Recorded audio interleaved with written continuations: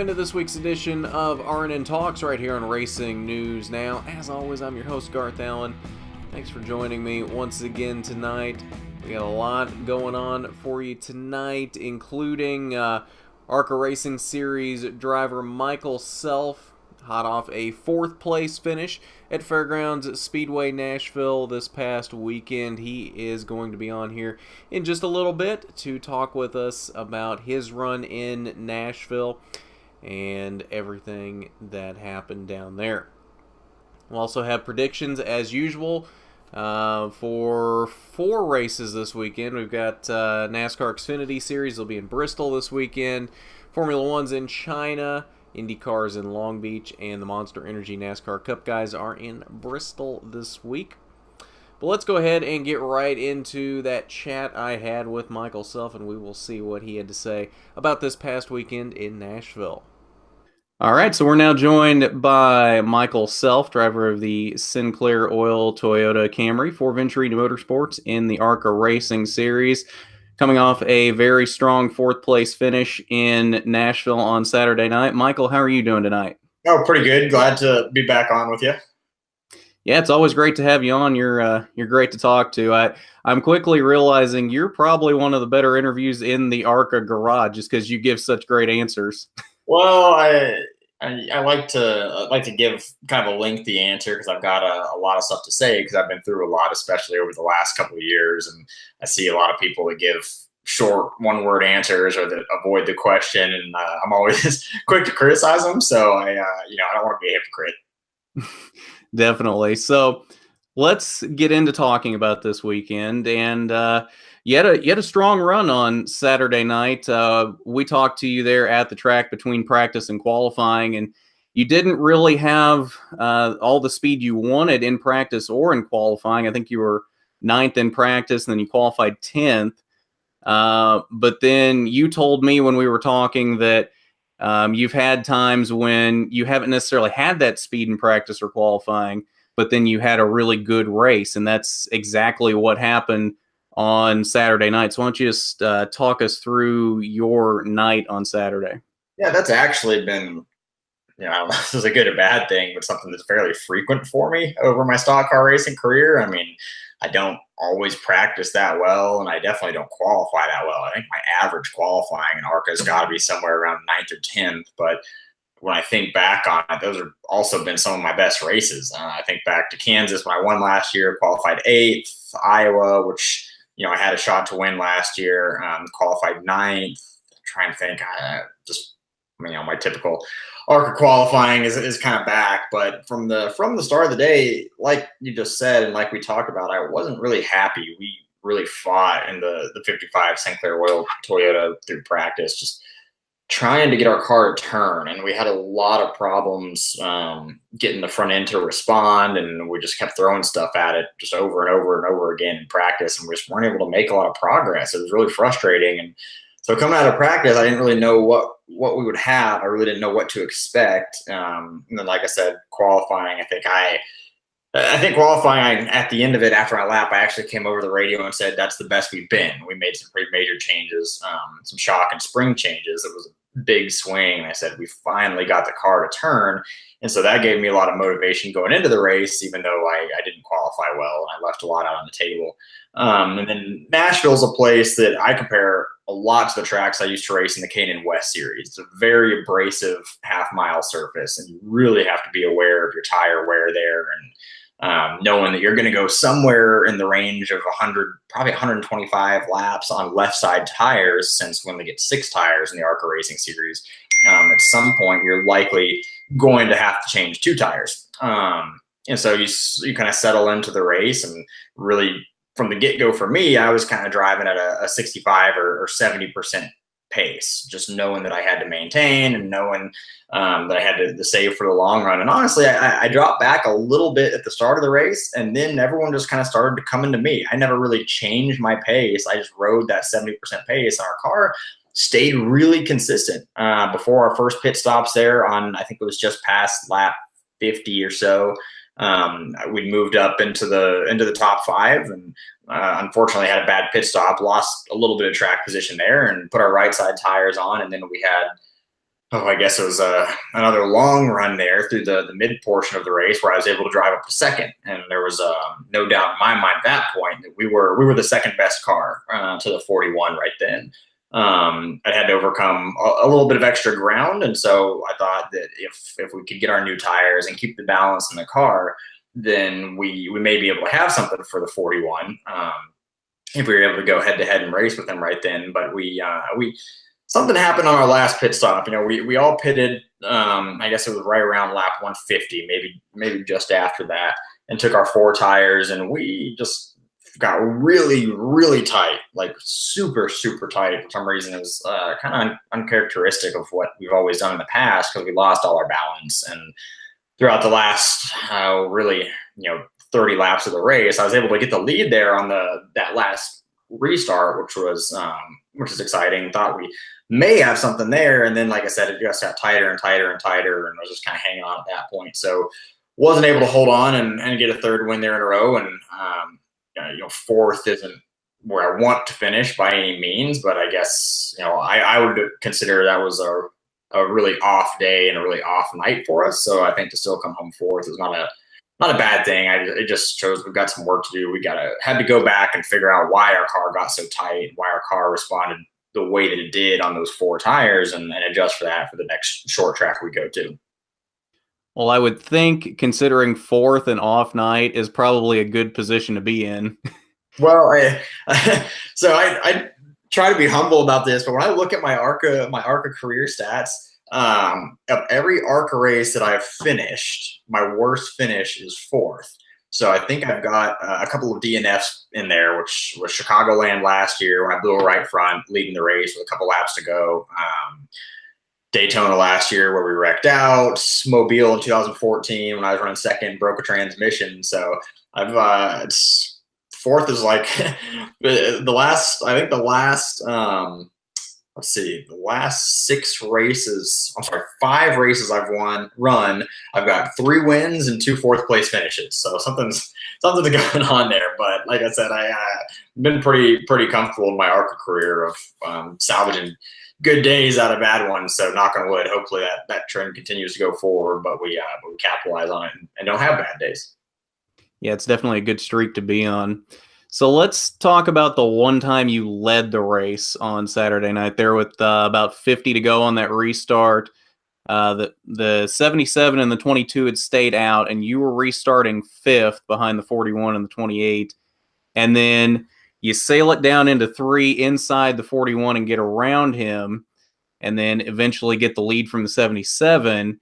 And then you hold off the 41 for a while. Were you looking at that as being probably your last best chance to steal that win?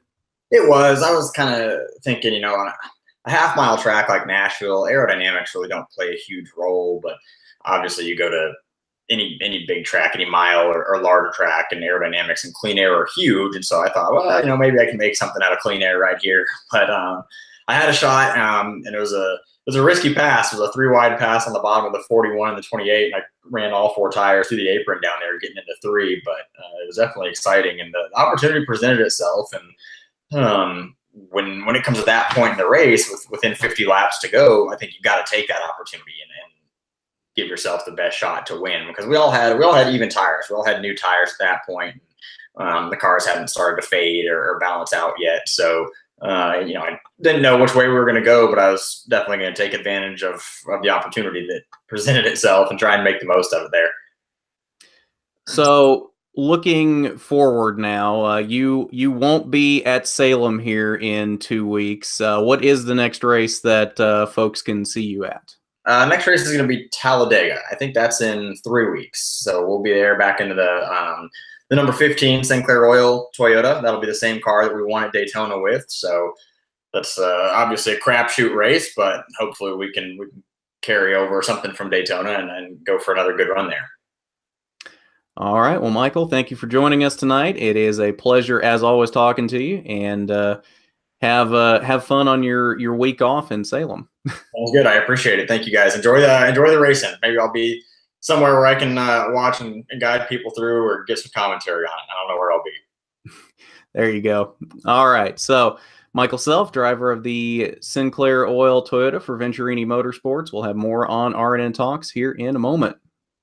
All right, our thanks to Michael Self for coming on this week and chatting with us. Again, if you remember, he chatted with us after he won in Daytona a month and a half ago or so. It's been a while, so we want to thank him for coming on again and talking about his strong run this weekend in Nashville. All right, now let's go ahead and get to our predictions for this weekend. We'll start off with the only race on Saturday, that being the Xfinity Series from Bristol, the 36th Annual Fitzgerald Glider Kits 300. And looking down through this entry list, we always have to look through here and see who the Cup regulars in the race are to make really an accurate prediction, to be completely honest. And one thing I am noticing here, there are no Cup regulars entered in this week's race. So, we are guaranteed an Xfinity Series. Well, I take that back. We are not guaranteed an Xfinity Series regular to win the race, but there is a very high chance of it.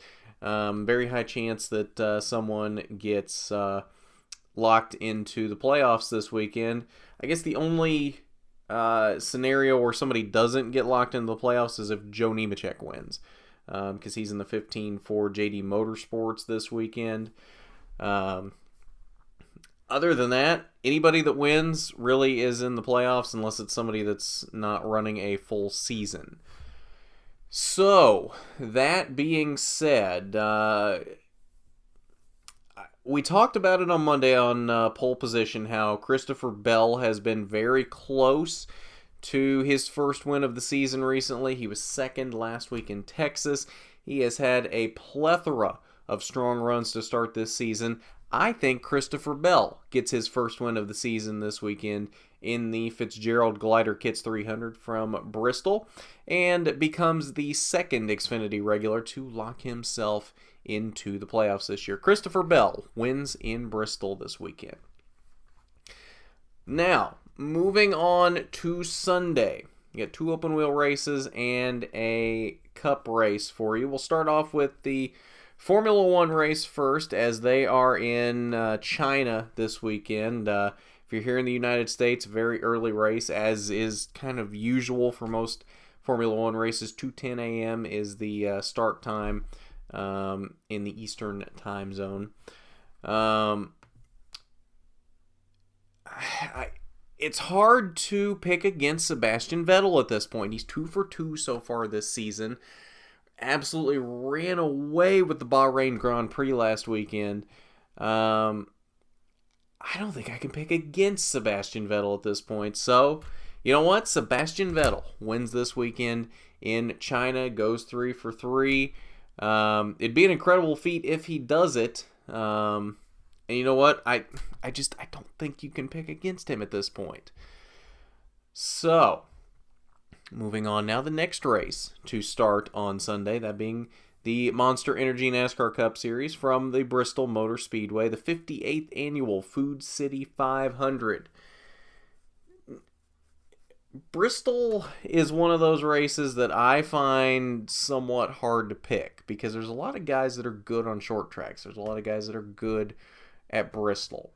Now, it's not as hard to pick as Daytona and Talladega, where it's basically throwing darts at a dartboard, but it can be tricky. That being said, I'm going with Brad Keselowski this weekend.